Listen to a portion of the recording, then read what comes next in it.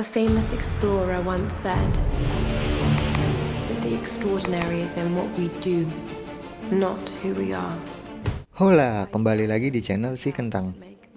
Ada yang udah kenal dengan Mbak ini? Kamu nanya. Kalau belum, kenalin. Dia adalah Lara Croft, seorang karakter wanita petualang cantik yang menjadi protagonis utama dalam seri game Tomb Raider. Kali ini kita akan tes 3 seri game Tomb Raider versi reboot di Redmi Book 15. Mulai dari Tomb Raider, Rise of the Tomb Raider, sampai ke yang terakhir, Shadow of the Tomb Raider. Seperti biasa, sebelum dimulai, spesifikasi singkat Redmi Book 15 saya bisa dilihat di infografis berikut ini. Oke, kita mulai dari game yang pertama, Tomb Raider. Cerita dari game ini bermula ketika kapal yang ditumpangi para arkeolog, termasuk Lara Croft, diserang badai petir yang sangat dahsyat, hingga kapal mereka terbelah dua.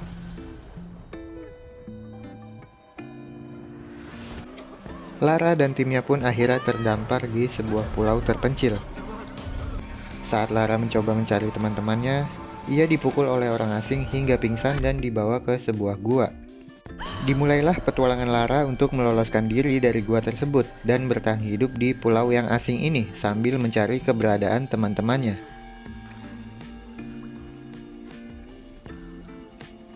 Pertama saya coba jalankan game di preset normal dengan resolusi 720p. Hasilnya game berjalan dengan cukup baik.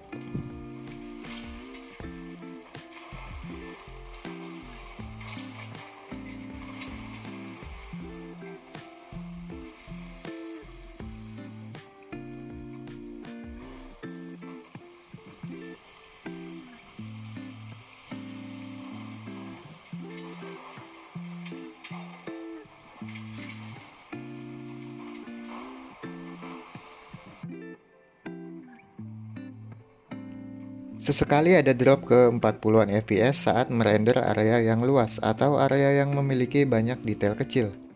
Tapi masih bisa diterima dan tidak mengganggu pengalaman bermain.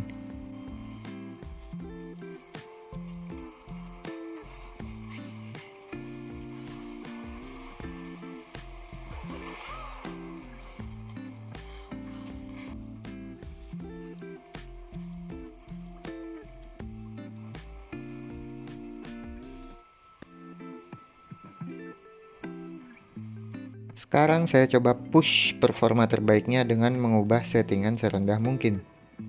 Saya set ke settingan low di resolusi 800x600. Hasilnya game berjalan lebih lancar, lebih stabil.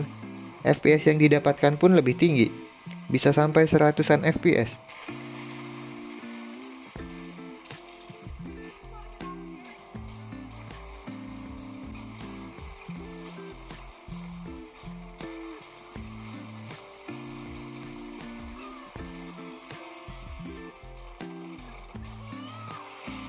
Tomb Raider bisa kamu dapatkan di Steam dengan harga Rp159.999. Lanjut ke game yang kedua, Rise of the Tomb Raider.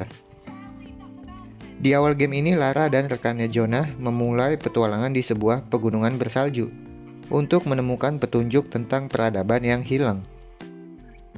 Di settingan resolusi 720p dan preset normal, FPS yang didapat hanya sekitar 20-an FPS di area gunung salju ini. FPS relatif rendah mungkin karena luas area dan banyaknya efek partikel dari si badai saljunya sendiri. Saat di area yang normal, FPS bisa dapat di 25-30-an FPS.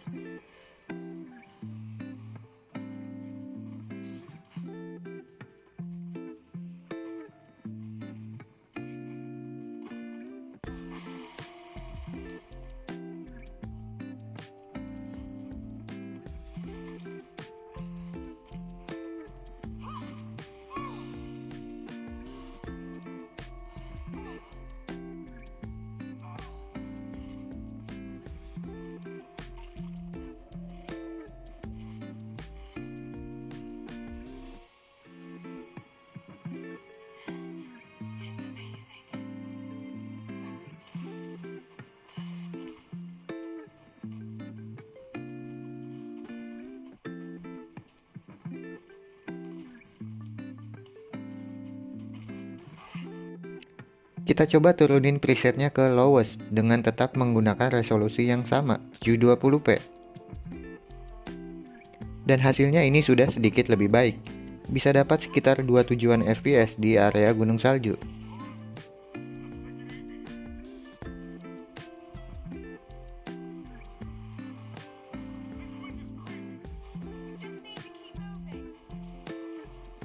Dan di area normalnya juga ada peningkatan ke 40-an fps.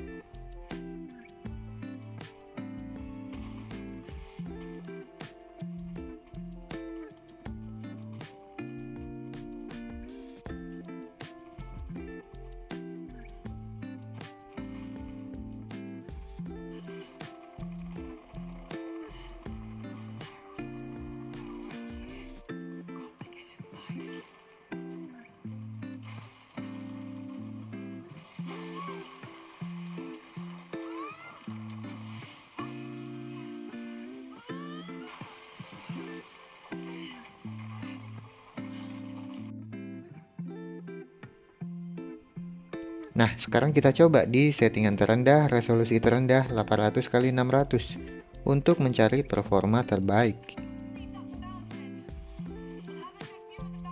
Hasilnya dia jadi lebih lancar lagi. Bisa dapat 35 fps lebih di area badai salju ini.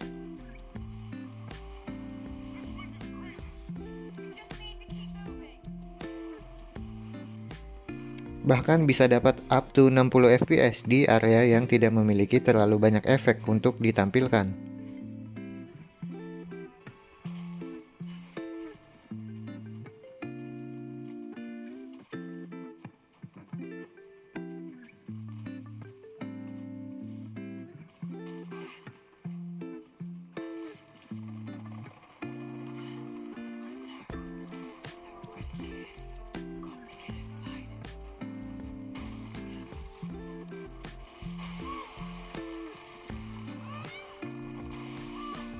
Rise of the Tomb Raider bisa kamu dapatkan di Steam dengan harga Rp570.000. Lanjut ke game yang terakhir, Shadow of the Tomb Raider. Seri ini merupakan yang terakhir rilis di antara seri game Tomb Raider yang ada di PC saat ini. Untuk performanya harusnya dia jadi yang paling berat ya, tapi kita langsung coba aja.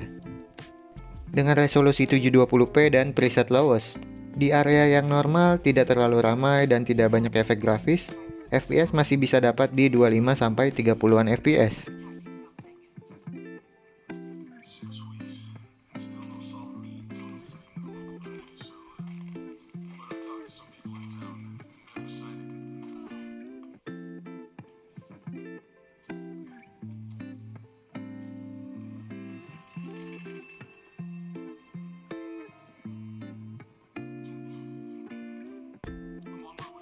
Tapi saat di area yang padat seperti saat di dalam kota ini, FPS bisa turun sampai ke 15-an fps.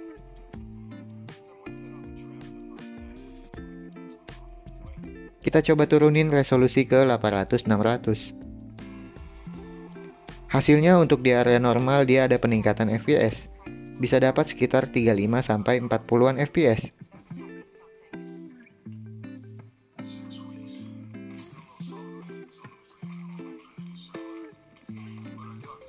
Tapi sayangnya di area kota yang padat ini dia masih agak nggak jauh beda ya, ngedrop ke 18-an fps.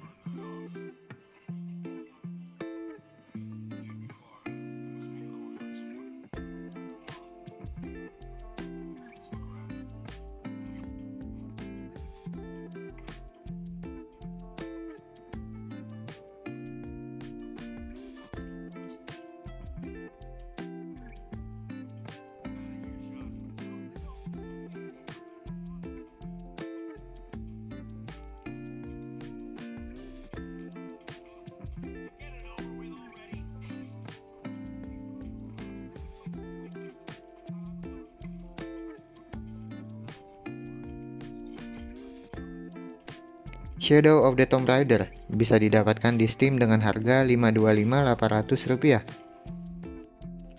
Itu dia hasil untuk tes kali ini. Boleh like jika suka dengan videonya. Kalau ada pesan, kritik, saran, dan lain-lain bisa tulis di kolom komen. Jangan lupa subscribe biar nggak ketinggalan video baru lainnya. Terima kasih udah nonton, kita ketemu lagi di video selanjutnya. Salam kentang.